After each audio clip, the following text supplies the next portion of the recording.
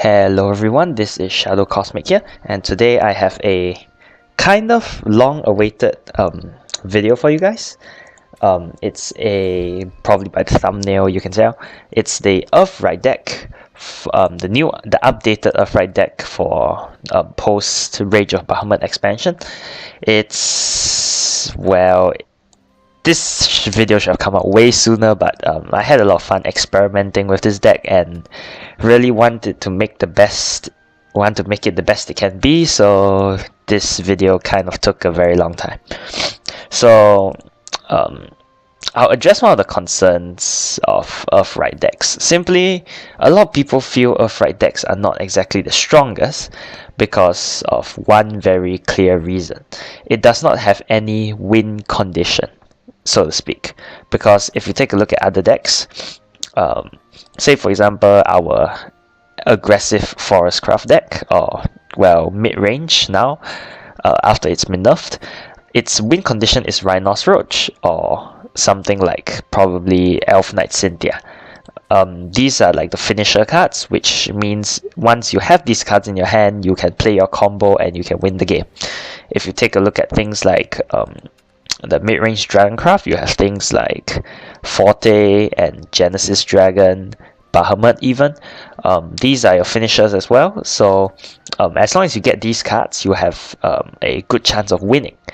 With most Earth-Rite decks, however, it's more of a resource game, so to speak, because this deck does not have any win condition.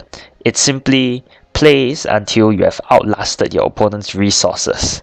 So it's a deck that really plays into the long term, where you have to conserve as much resource as you can in the early game while surviving your opponent's attacks, and then after that in the late game your opponent's out of resources, yet you still have plenty of resources to use to win the game by simply pushing for damage on the board. So that's mainly how this deck works, and that's why a lot of people really don't really understand and play this deck very well, so to speak. So yeah, that's why a lot of people don't really understand this deck because of its lack of a win condition, but it is a very fun and playable deck as well. So I'll simply get straight into the deck list. Okay, so first we run Scrap Iron Smelter. It's a very standard Earth Sigil. 2 Time Mage Levi, simply because his evolve is very useful for the Crimson Sorcery. 2 Apprentice Alchemists. She's a okay 2-drop. The Conjure Guardian is pretty useful as well in the early game. You have 3 Dwarf Alchemists. I know in my original reviews I said he wasn't the most useful card, but his fanfare has proved surprisingly versatile, simply because the Earth Essence is a very cheap Earth Sigil, which allows you to activate a lot of your Earth-Rite effects immediately, because the rest of the Earth Sigils are like 2 cost 3, so having a 1 play point Earth Sigil is very useful. And if necessary, you can evolve him to get more resources out of your deck, because it takes a random Earth-Rite card from your deck into your hand. And of course, like I said just now, this deck is a very resource heavy deck. 2 Kaleidoscopic Glows, simply because it's useful in a lot of scenarios like returning followers. For Havencraft, it can be destructive, returning amulets, countdown amulets, and it also draws a card, which this deck desperately needs, drawing power. Teachings of Creation, fanfare, draw a card, standard. Red Hot Ritual, deal 2 damage, standard. Petrification, it's our main force removal from this deck. Simply transform anything into a clay golem or Earth-Rite, you can banish it, which is what we'll be doing most of the time. Secret of Erasmus. So this is a new card from Rise of Bahamut. Yes, so I run this card simply because it's a decently cheap removal. It's 3 cost for 5 damage, which although it's a random enemy follower, it's not bad. And his second skill, Enhance 9, Summon a Arch Summoner Erasmus, is quite useful as well, simply because it allows you to gain more resources by playing more play points, and this deck needs resources. End of story. Veteran Alchemist. I run 3 of her simply because survivability is very important. As you know, nowadays you have aggro Bloodcraft, you have all the kind of decks that deal a lot of damage, aggro Shadowcraft.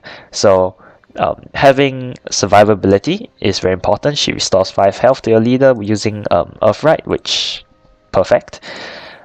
Price of Magic, banishing enemy followers with 2 or less defense. It's a okay amulet to run.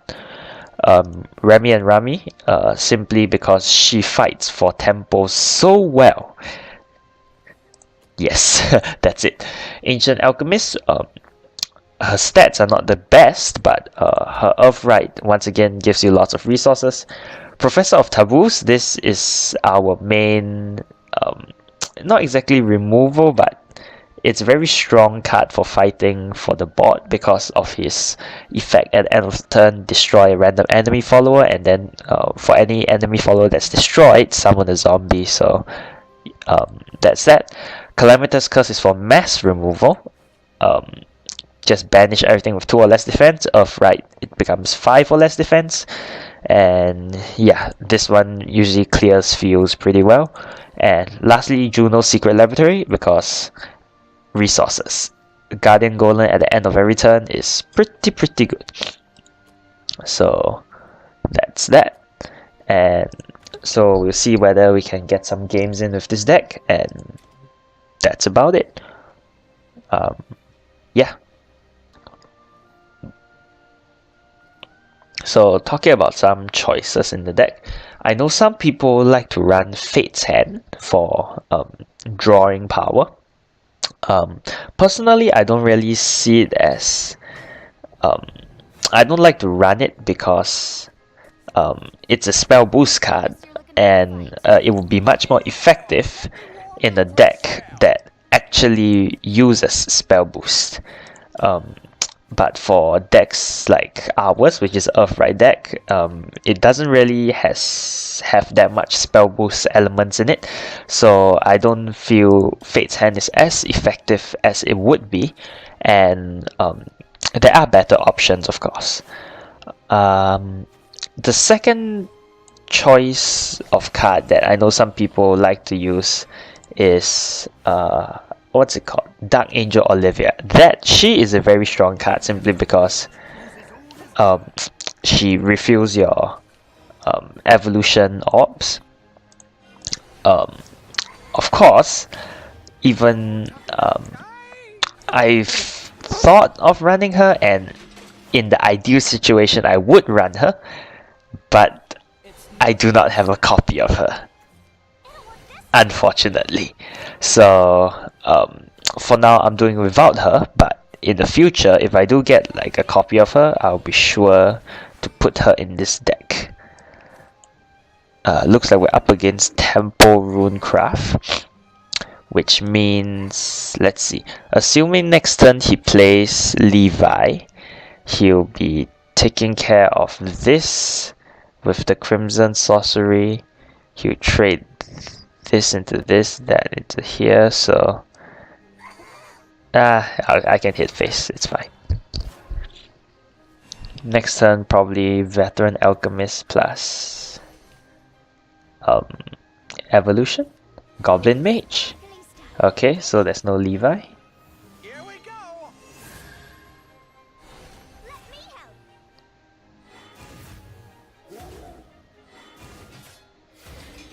Okay, he hits face. Interesting choice. Secret of Erasmus. Okay. For now, I'll trade these two off. And I'll put down Earth Essence and Veteran Alchemist. It's a little bit of a waste, but it should be fine. So I'll just evolve her and hit. So next turn, maybe Professor of Taboos. I already have a Earth-Rite down, Earth Sigil down, Daria Dimension Witch. That's kind of problematic.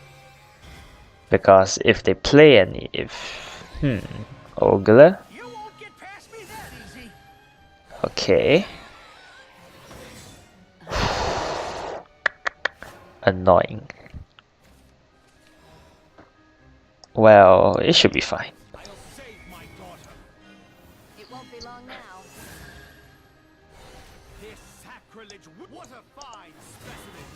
Couldn't do it. So that gives me a zombie. That should destroy. Okay, good. That's fine. Not the optimum situation, but it's better than most scenarios. Hidaria Dimension Witch, which means he's thinning his deck quite a bit. Another one of the win conditions, although quite rare for this deck, is to deck out your opponent, but it rarely happens. See you soon, my daughter. This is 9, so I'll just Juno Secret Laboratory. I'll play it on Juno's Secret Laboratory because it fits my curve better. Hit face, and that gives me a Guardian Golem.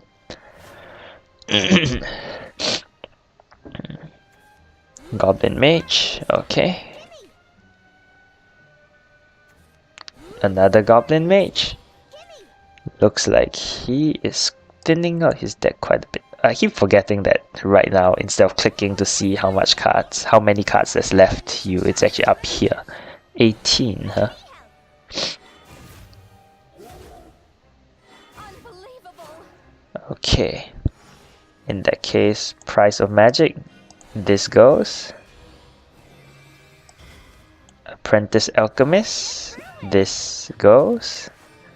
Conjure Guardian. I'll hit face because why not? Currently we have the slight advantage over the field, but in terms of hand size, my opponent has the advantage. Levi, okay. Okay, he trades inefficiently, which is good for me. And it's time for the big boy. Oh, nah, I don't have any Earth Sigils, so this is where Secret of Erasmus comes in clutch. Hit, then Secret of Erasmus skill just takes it down. So as you can see, Secret of Erasmus, it's a early game remover and also a late game summoning follower, which is useful. Although to be fair, okay, so you see, we can do it. Just because this deck does not have any clear win conditions doesn't mean we can't beat Tempo RuneCraft. So that's game 1, and hopefully we move on to game 2.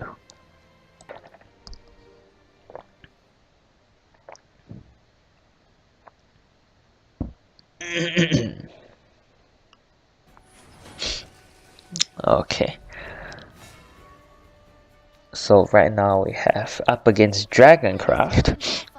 Normally this deck works okay against Dragoncraft because of its huge amount of wards, like all the Guardian Golems. So it works well against most Dragoncraft, and I say most because the Bahamut Dragoncraft can sometimes be very problematic.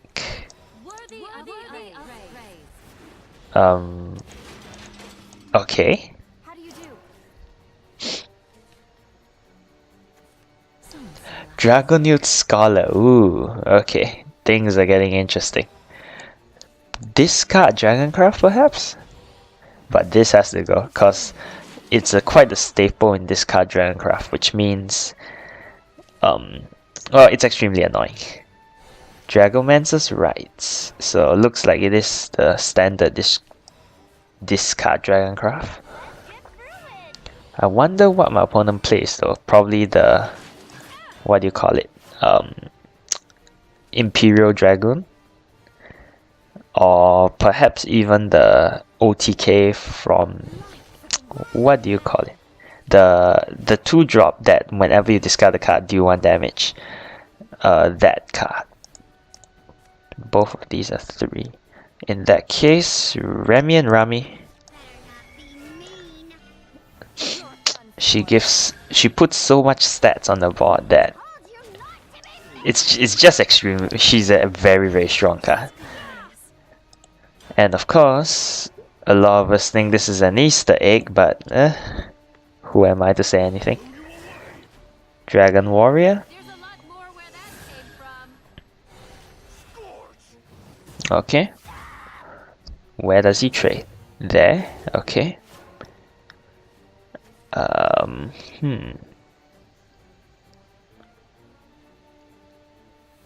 considering my options here. I'll trade this for maximum efficiency, I guess. Let's see. I will Catastrophic Glow because I need cards. Teachings of Creation will do. Hey, wait, no, not Petrification. Whoops. Teachings of Creation. That draws me a card. And scrap Iron Golem back down. If necessary, I can wipe the board with Calamitous Curse later. If my opponent's playing the OTK variant, then it will be slightly more difficult to win because that variant passes through wards, which is annoying to say the least.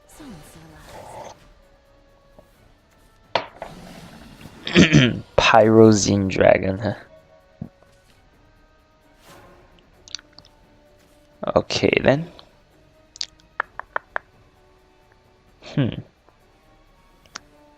I'll Price of Magic, get rid of this first. Then I'll Conjure Guardian. Next turn I'll probably drop Professor of Taboos to deal with everything else. Or I can drop Calamitous Curse as well if the board gets too wild on his side. Cause I don't want him drawing extra cards if he doesn't have to.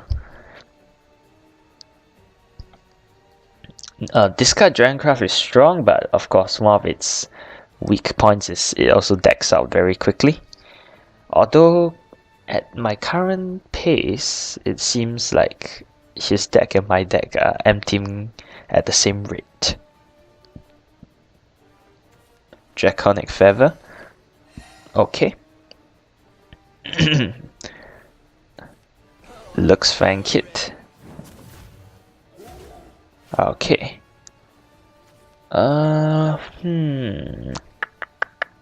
Decisions. I kind of want to banish this, which leads me to Calamitous Curse, but on the other hand, it's not the smartest choice. So I'll try to build up a board using Professor of Taboos, I guess. Then, and this goes, that goes.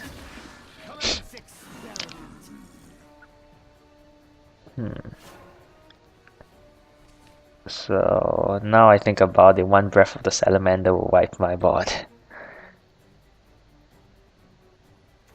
Oh, god damn it. I predicted right. Oh well. Unlucks.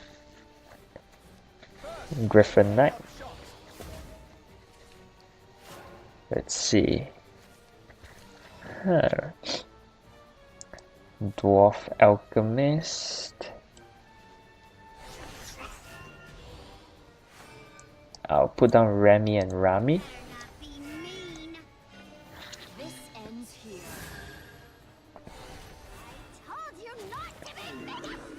Hit. And I'll put down the Earth Essence and I'll end it there. Right now I'm at the point where I have too many Earth-Rite effects and too little Earth Sigils, which is quite a problem because the ratio is right now 1:4. So I need to conserve on my Earth Sigil effects. Siegfried, okay. Interesting.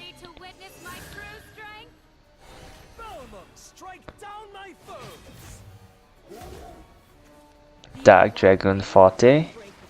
Dang it. Okay, changing plans. Since I'll have to Calamitous Curse this for sure. So I'll put down Apprentice Alchemist. Get rid of that first. Then Calamitous Curse takes care of these two. And hits face. Not exactly the most efficient way, but it's something I have to do, I guess. Our opponent's deck is at 18 cards. So far, still so good. But another Dark Dragon Forte. Another Uriel. Okay then.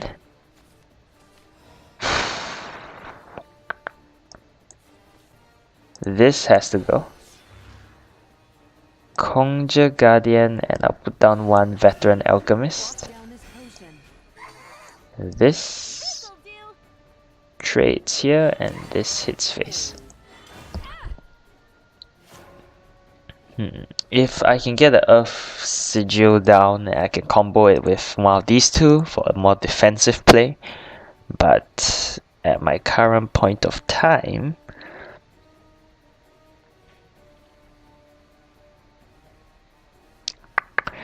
kind of in trouble. Because as you can see right now, my opponent has more resources than I have, which is not good when you're playing Earth-Rite. Golden Dragon's Den, okay. Dracomancer's Rites, he really wants to deck out, doesn't he? That's a very risky play, because the amount of cards you draw is really insane. Excuse me.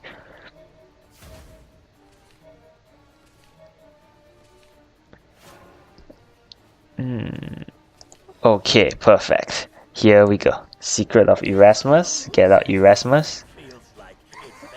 Hit face.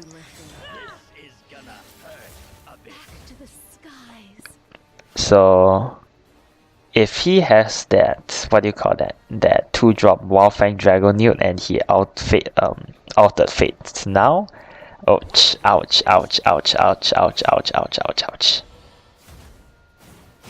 Ouch. But deck out. As I said, it was risky for him to play 2 Dracomancer's Rites, and he did play 2 Dracomancer's Rites, so too bad for him.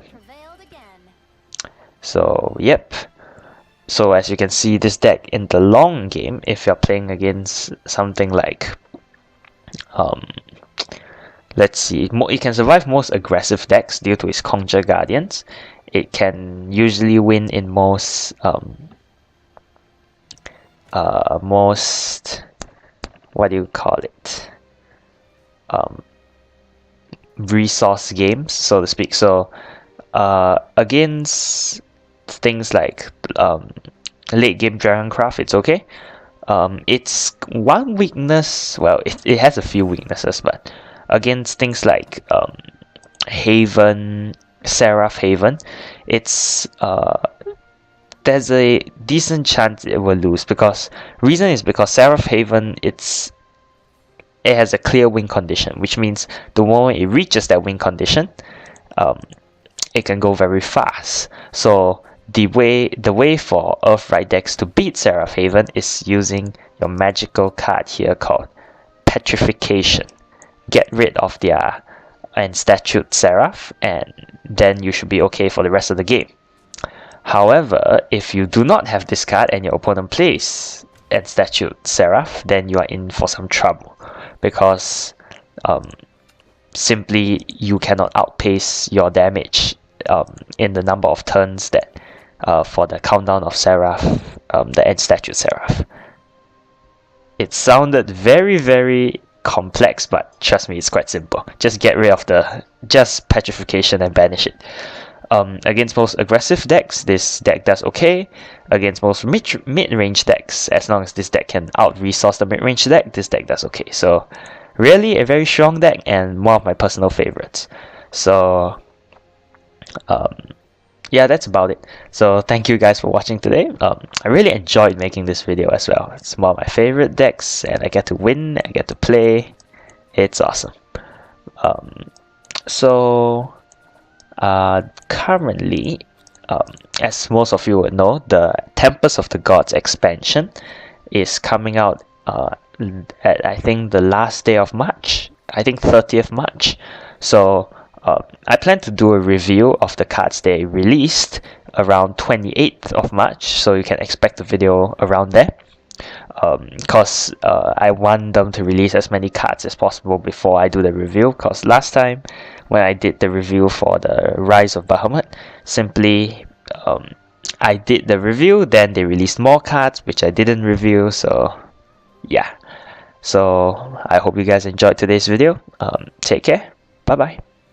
Subscribe, comment. Need to add that part in because some people say it's important. Well, enough banter by me. Bye bye. See you again sometime.